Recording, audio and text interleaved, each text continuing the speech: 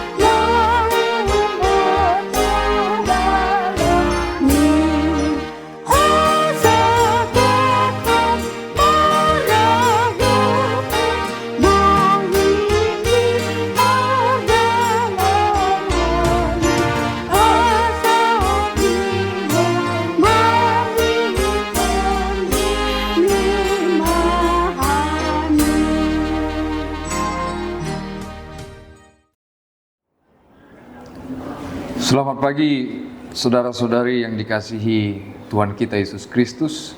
Untuk mengawali hari kita, mari kita mendengarkan firman Tuhan. Tapi terlebih dahulu kita berdoa.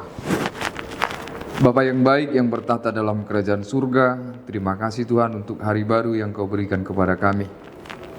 Biarkanlah kami menjalani hari kami dalam penyertaan dan kasih-Mu. Sebentar kami akan membekali diri kami dengan firman-Mu. Buka hati dan pikiran kami Tuhan, supaya firman-Mu dapat kami mengerti. Dalam Kristus Yesus kami berdoa. Amin. Bapak, Ibu, dan seluruh saudara yang terkasih dalam Kristus Yesus, firman Tuhan untuk hari ini kepada kita tertulis di 2 Tawarik 1 ayat yang ke-12. 2 Tawarik 1 ayat yang ke-12. Saya bacakan untuk kita. Maka kebijaksanaan dan pengertian itu diberikan kepadamu. Selain itu, aku berikan kepadamu kekayaan, harta benda, dan kemuliaan, sebagaimana belum pernah ada pada raja-raja sebelum engkau, dan tidak akan ada pada raja-raja sesudah engkau. Demikianlah firman Tuhan. Saudara yang terkasih dalam Kristus Yesus, ini firman yang sangat familiar bagi kita.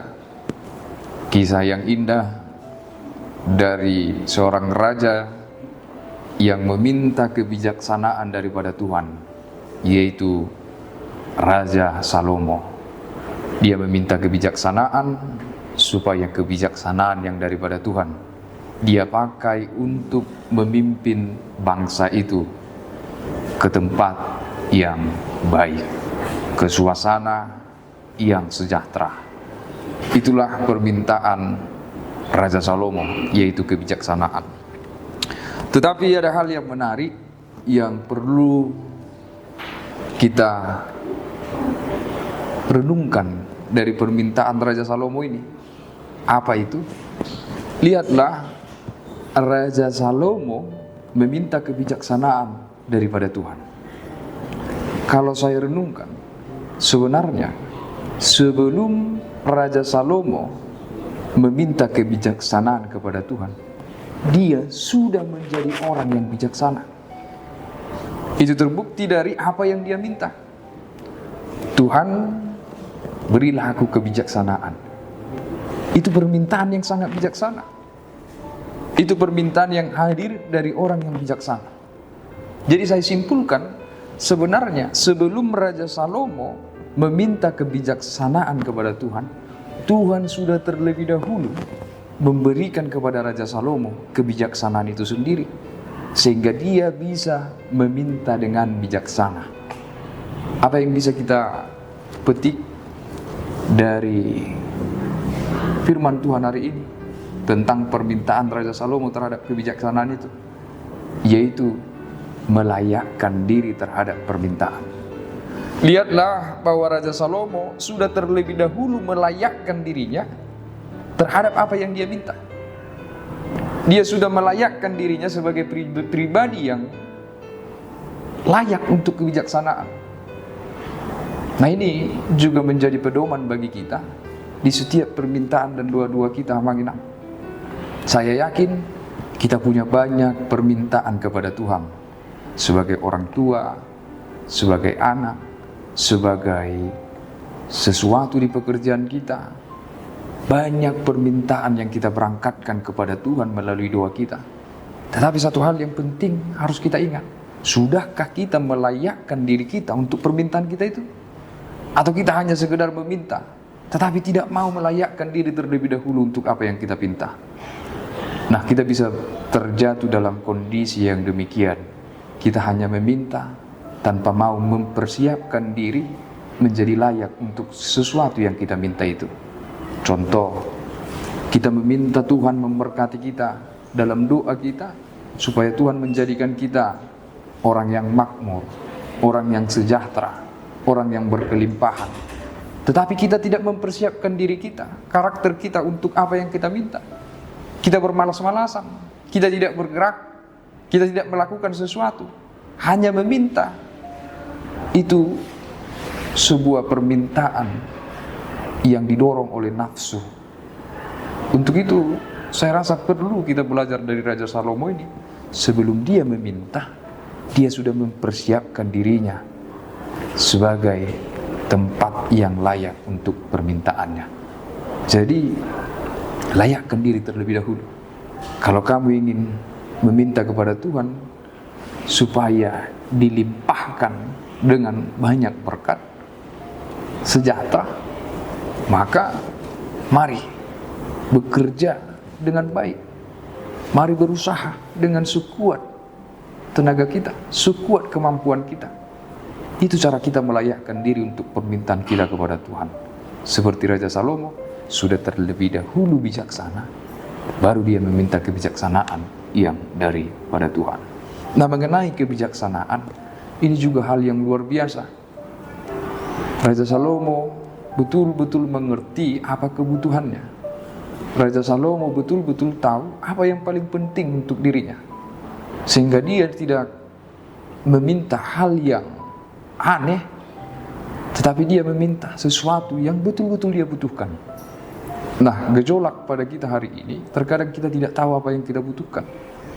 Kita hanya meminta apa yang kita inginkan, tetapi tidak yang kita butuhkan. Raja Salomo paham, untuk memimpin bangsa yang besar, hal yang paling berharga yang harus dia miliki adalah kebijaksanaan dari Tuhan. Dia tahu dia sangat butuh itu, sehingga dia panjatkan permintaannya kepada Tuhan. Tuhan, berikanlah aku kebijaksanaan yang daripadamu. Lihat, Tuhan senantiasa mendengarkan orang yang tahu apa yang penting dan yang dia butuhkan bagi hidupnya. Jadi percayalah saudara-saudari, dimanapun kita berada, mari kita selidiki lagi diri kita. Kita selidiki posisi kita selidiki situasi kita dengan hati-hati, dengan tenang. Pikirkan apa yang kamu butuhkan. Jangan hanya sekedar apa yang kita inginkan. Itu seperti contoh seorang anak yang SD, dia melihat begitu kerennya ada anak-anak SMA memakai motor, lalu dia sepintas langsung menganggap bahwa dia menginginkan itu dan meminta itu kepada orang tuanya. Orang tuanya tentu tidak akan memberikannya. Karena apa? Karena itu belum yang terpenting baginya, belum yang paling dia butuhkan di dalam hidupnya. Demikian juga Tuhan, panjatkanlah permintaan-permintaan yang memang kita butuhkan daripada Tuhan, dan Tuhan senantiasa mendengarkan kita dan memenuhi apa yang kita butuhkan. Itu juga bagian dari kebijaksanaan.